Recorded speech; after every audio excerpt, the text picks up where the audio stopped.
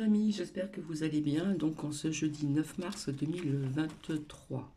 Alors, parfois, j'ai envie de dire 2022, des fois, je dis 2025, etc., etc. J'espère que vous allez bien. Donc, je vais commencer par la phrase du jour. Vous devez atteindre le point où vous priez par amour et non par obligation. Alors, j'ai fait des recherches et on m'a envoyé un lien que je vais vous faire écouter. Alors, ici. Alors, c'est enquête. Que se cache-t-il donc dans ces sachets de thé? Voilà. Et je vais vous faire écouter un autre partage du même style en ce qui concerne le thé, les tisanes, etc. Et on voit quand même une différence, d'accord? Et après, je reviendrai sur autre chose aussi par la suite. Donc j'espère que vous allez bien. Alors ici, nous avons un temps grisonnant, il pleut, mais c'est pas des grosses pluies, alors que la terre, elle en a quand même besoin. Et là, ça va, je suis passé à travers les gouttes ce matin pour sortir Noki. Donc, je vous souhaite une bonne écoute. Donc, c'est une enquête qui a été faite. Et que se cache-t-il dans ces sachets de thé? Hein, les sachets de thé que beaucoup de personnes prennent. Personnellement, je ne bois pas de thé, je prends des tisanes. Donc, je vous souhaite bonne écoute.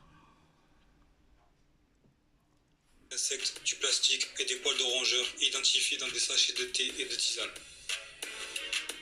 Comme vous le savez, le magazine 60 millions de consommateurs teste souvent des produits alimentaires. Et selon eux, une tisane a obtenu un très mauvais score. Je vous explique tout. La présence de pesticides peut affecter la qualité des tisanes. 60 millions de consommateurs ont mis à jour les substances toxiques détectées dans nos sachets de tisane et de thé. 48 produits ont été testés. Et de nombreux résidus de pesticides ont été trouvés, comme le glyphosate, un perturbateur endocrinien interdit en France et dans l'Union européenne si la limite maximale de résidus est dépassée. Enfin, quand celle-ci existe. Mais aussi, des insectes, du plastique et des poils de rongeurs ont aussi été identifiés. Selon cette enquête, les thés verts sont les plus contaminés. Je cite le passage de 60 millions de consommateurs. Les pires seraient les thés verts à la menthe. Il cite le thé vert à la menthe Cotterley d'Intermarché, qui contiendrait pas moins de 4 résidus non autorisés. Puis du côté des thés noirs, on compte seulement un pesticide interdit dans 3 références.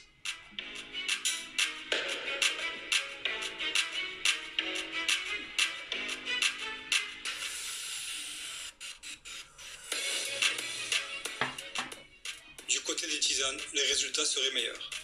C'est peut-être dû à la façon dont elles seraient cultivées, comme dans des zones a priori mieux contrôlées que les régions productrices de thé, mais aussi de leur provenance, originaires de France ou du Maroc. Et il rajoute que seule l'infusion détox thé vert de Lipton contient un pesticide interdit.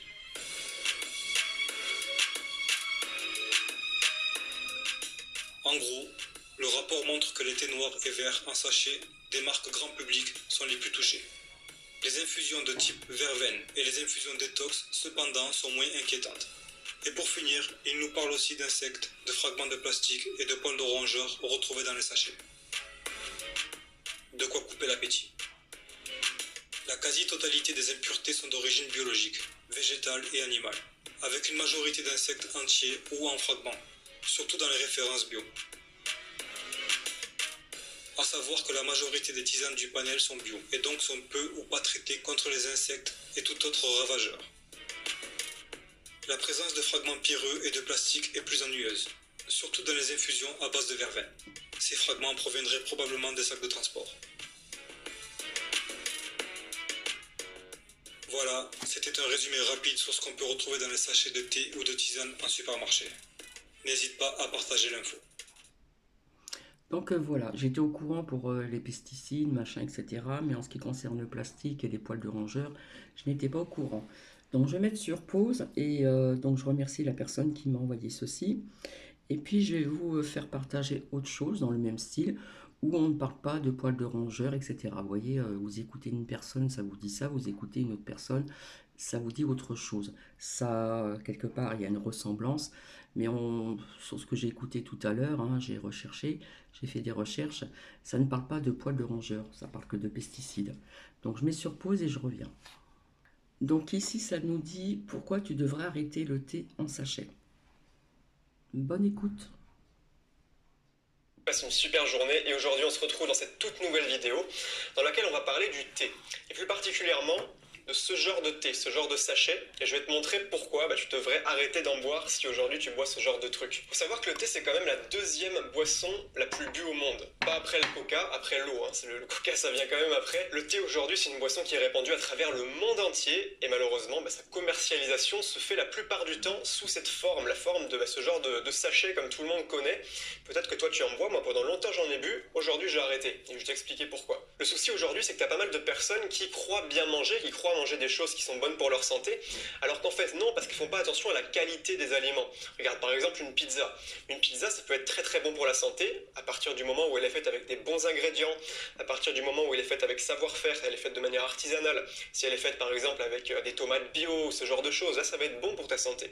Par contre ça peut très bien aussi être une pizza premier prix chez Leader Price, et là à ce moment-là ça va être un petit peu dégueulasse, ça va même pas être du vrai fromage, ça va être du substitut de fromage fabriqué en laboratoire, le truc absolument immonde.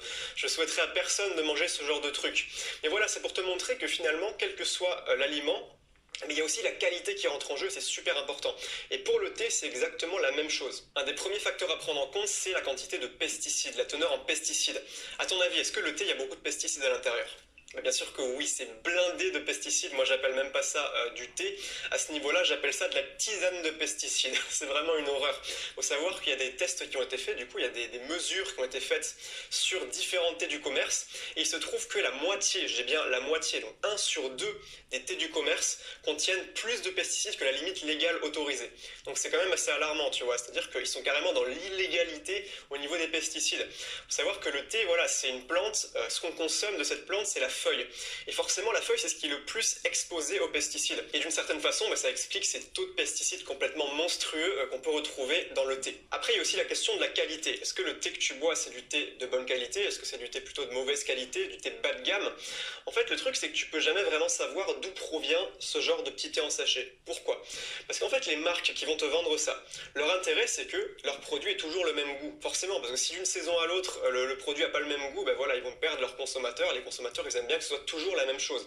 Et donc, ce qu'ils font, c'est qu'ils passent par une étape qui s'appelle le blending, donc le fait de mélanger, en fait. Et ce qu'ils font, c'est qu'ils mélangent plusieurs variétés. Ils font une sorte de petit mix, et ça leur permet tout simplement d'obtenir une espèce de mélange de plein de variétés de thé différents qui reproduisent tout le temps le même goût, tout simplement. Et finalement, tu peux jamais vraiment savoir là-dedans d'où vient le thé. En plus de ça, quand c'est des miettes comme ça et que c'est vendu pour 3 fois rien au rayon discount de son supermarché, il y a des questions à se poser quand même. Regarde par exemple, est-ce que tu penses que dans les saucisses knacky, on va te mettre les meilleurs morceaux de viande ? Est-ce que tu penses qu'on va te prendre des morceaux de charolais, je sais pas quoi, de la meilleure viande qu'on puisse...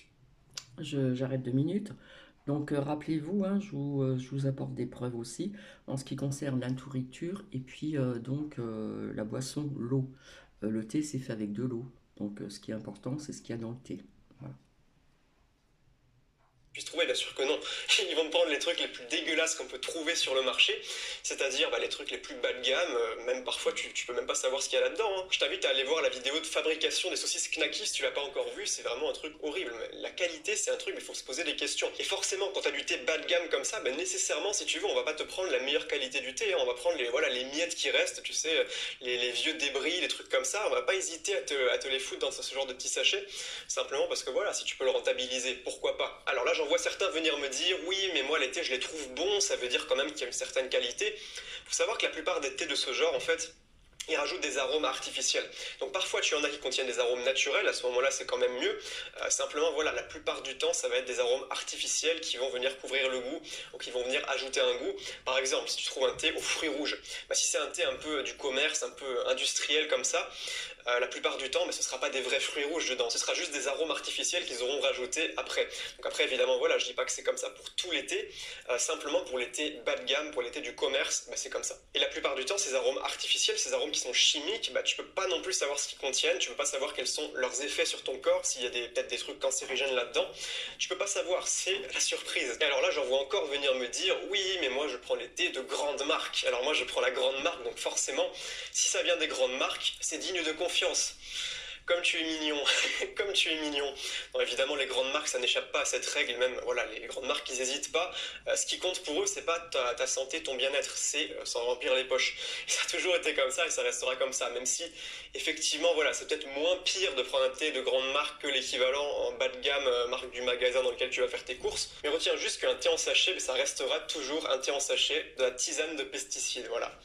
Donc concrètement maintenant, comment tu peux faire? Alors la solution évidemment contre ce genre de thé plein de pesticides, c'est le thé bio. Alors là j'en ai trouvé, là je suis dans un appartement Airbnb actuellement, c'est pour ça que j'ai pu trouver ce genre de truc là. Et puis il y a aussi celui-là, mais celui-là c'est de la meilleure qualité. Donc celui-là c'est du thé noir, mais c'est du thé noir bio en vrac, et j'ai regardé les ingrédients. Alors effectivement il y a un petit peu d'arômes dedans, mais c'est des arômes naturels et bio, donc à ce moment-là il n'y a pas de souci. Il faut quand même que tu te dises que ce genre de thé bio en vrac, ils peuvent quand même contenir des pesticides. Alors effectivement c'est censé être bio, donc c'est censé être limité à ce niveau-là, il doit y avoir très très peu de pesticides, il y a un seuil à ne pas dépasser. Le truc c'est qu'en fait ça arrive très souvent que les cultures de thé bio soient juste à côté des cultures de thé pas bio, où là par contre ils balancent au niveau pesticides. Donc en fait ce qui fait qu'avec le vent, forcément tu retrouves un peu des pesticides, même dans les récoltes de thé bio. Après voilà, c'est pas forcément quelque chose de voulu, c'est pas quelque chose de volontaire, simplement c'est comme ça. Et puis après de toute façon aujourd'hui, même les sols sont tellement pollués que tu retrouves les pesticides un petit peu partout. Donc finalement, même en achetant du thé bio, tu peux pas être certain qu'il n'y aura pas de pesticides à l'intérieur, même c'est probable que ça en contienne. Cela dit, ça en contiendra toujours beaucoup moins que là-dedans. Donc ça, à bannir. Donc ce que je t'invite à faire, c'est si t'aimes bien le thé, si t'aimes bien ce genre de sachet et que tu crois que c'est bon pour ta santé, parce qu'on t'a dit oui, le thé vert, c'est plein d'antioxydants, c'est plein de bonnes choses, ça va me faire brûler les graisses, super, mais s'il y a plein de pesticides en plus, si t'as autant de pesticides que d'antioxydants dans ton sachet de thé, ça sert pas à grand chose. Donc ce que je t'invite à faire, la solution, c'est quoi?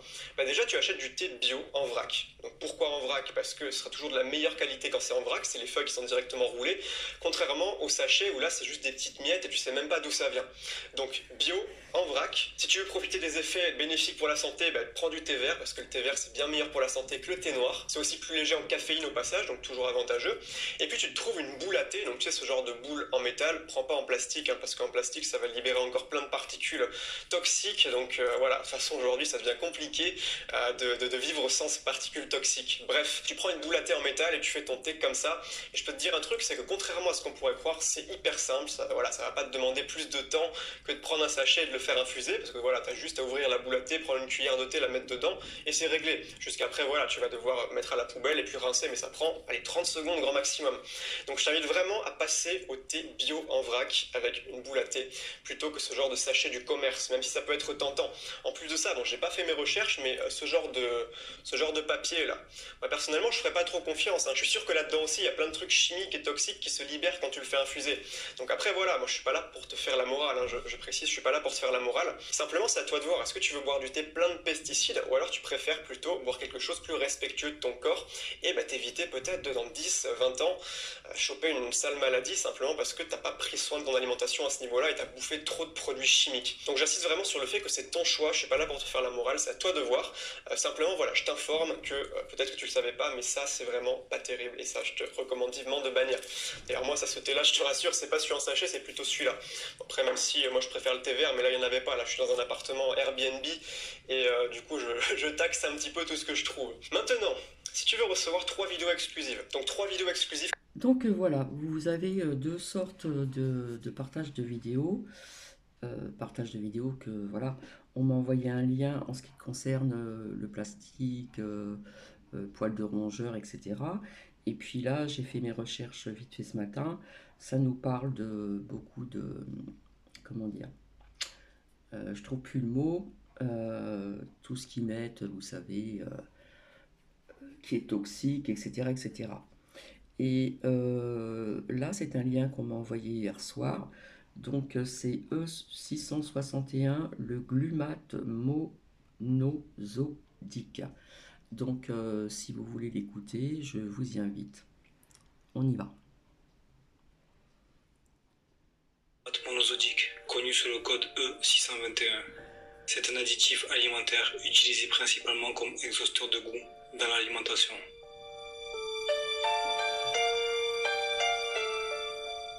Il fait partie des additifs les plus contestés. même si certaines personnes sont persuadées que cet additif est inoffensif. Les scientifiques ont averti sur les risques possibles de cet additif, et ils y voient de graves risques, surtout pour le cerveau. En fait, le glutamate, qui fait fonction de neurotransmetteur et qui agit sur les neurones et les hormones, est naturellement présent dans l'organisme et dans certains aliments. Par exemple, le glutamate est naturellement présent dans un grand nombre d'aliments que nous consommons tous les jours, comme les raisins, les tomates, les champignons, certains fromages comme le parmesan et le roquefort, les jus comme le jus de raisin et le jus de tomate. Il est essentiel dans les processus de mémorisation et d'apprentissage. Mais ingéré de façon répétitive et régulière, ce produit de synthèse serait néfaste à la santé. Les industriels se sont vite rendus compte des propriétés de cet additif qui a pour but d'augmenter le goût et de nous donner envie de manger encore plus de produits en contenant. Il est possible que le glutamate monosodique soit utilisé pour rehausser certains aliments comme les salades, les plats en casserole, les mets à base de légumes, les préparations pour bouillons et sauces, les produits de viande préparés, la viande, la volaille et les fruits de mer. Quels sont les effets néfastes décrits par les scientifiques? Dérégulateur hormonal de la faim. Cet additif est soupçonné d'avoir une influence sur le cerveau en ce qui concerne la régulation de la faim et de la satiété. Des expériences sur des rats de laboratoire nourris au glutamate monosodique ont montré que ces rats avaient une préférence pour les aliments riches en protéines et en sucre, conduisant à une obésité avec insensibilité aux leptines, hormones régulant les réserves de graisse dans l'organisme et de l'appétit en contrôlant la sensation de satiété.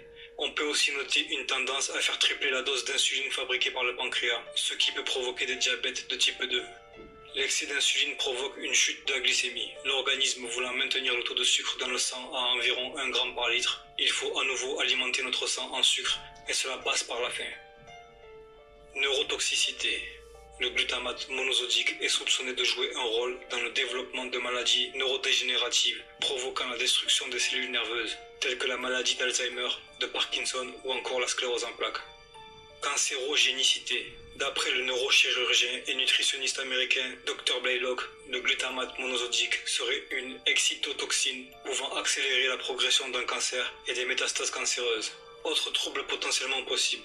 Le Dr. Blaylock rappelle que les effets peuvent être d'autant plus nombreux et variés qu'en dehors du cerveau. Il y a de nombreux récepteurs de glutamate dans les organes et les tissus.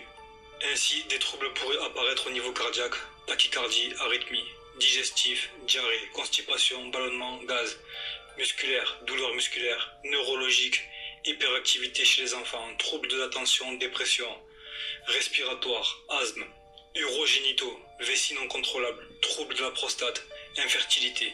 Au niveau cutané, démangeaisons, et au niveau de la vue, pression à l'arrière des yeux. Controversé depuis plusieurs décennies, il est associé au syndrome du restaurant chinois, malaise s'accompagnant de maux de tête, de nausées, d'une oppression thoracique et d'un rougissement du visage. Tel un additif caméléon, le glutamate monosodique peut se cacher sous différents noms. Voici une liste de ces diverses appellations. E620 à E625. Glutamate monosodique.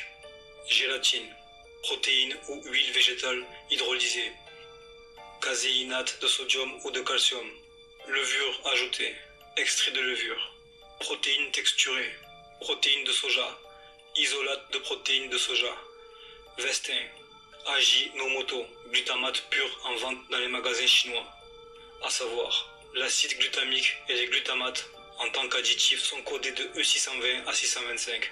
Ils sont listés par les Codex Alimentarius comme exaltateurs d'arômes et peuvent être ajoutés à n'importe quelle dose à une vaste gamme d'aliments. Pour finir, le glutamate monosodique se trouve en grande partie dans des produits transformés. Le mieux pour l'éviter et pour éviter ses possibles effets secondaires reste quand même de consommer le moins possible de produits industriels et de privilégier les aliments frais et entiers qui ont subi le moins de transformations possible. Voilà. Donc je suis désolée, je suis encore là pour vous apporter des preuves depuis le temps que je vous dis, pour celles et ceux qui me suivent depuis le départ, plus d'1 an, faites attention à votre alimentation, tout ce qui est industriel, c'est du poison pour votre corps, etc., etc. Combien de fois je vous ai dit de faire la cuisine, cuisine maison, voilà, on sait ce qu'on mange, etc., etc. Donc je remercie la personne qui m'a envoyé ces 2 liens. Que se cache-t-il dans ces sachets de thé? Donc en première partie, où on parle aussi donc de poils de rat ou je ne sais pas quoi, de plastique. Ensuite, j'ai fait mes recherches en ce qui concerne le thé. On ne parle pas de ceci, on parle, j'arrive pas à trouver le mot depuis tout à l'heure, tout ce qui est, tout ce qu'on envoie pour désherber, machin, etc., etc. Et puis là, donc, E200, 621, pardon, le glumate monosodique. Donc c'est tout ce qui est industriel, tout simplement. Eh bien écoutez, je reviendrai ultérieurement, parce que là il y a quelqu'un qui doit venir pour la chaudière, donc je ne sais pas à quelle heure. Voilà, voilà. Et je reviendrai pour autre chose, pour papoter un petit peu avec vous, etc., etc. Voilà, voilà. Bon, bah, je vous souhaite une très bonne journée, et puis je vous dis donc peut-être à plus tard. Bisous, bisous.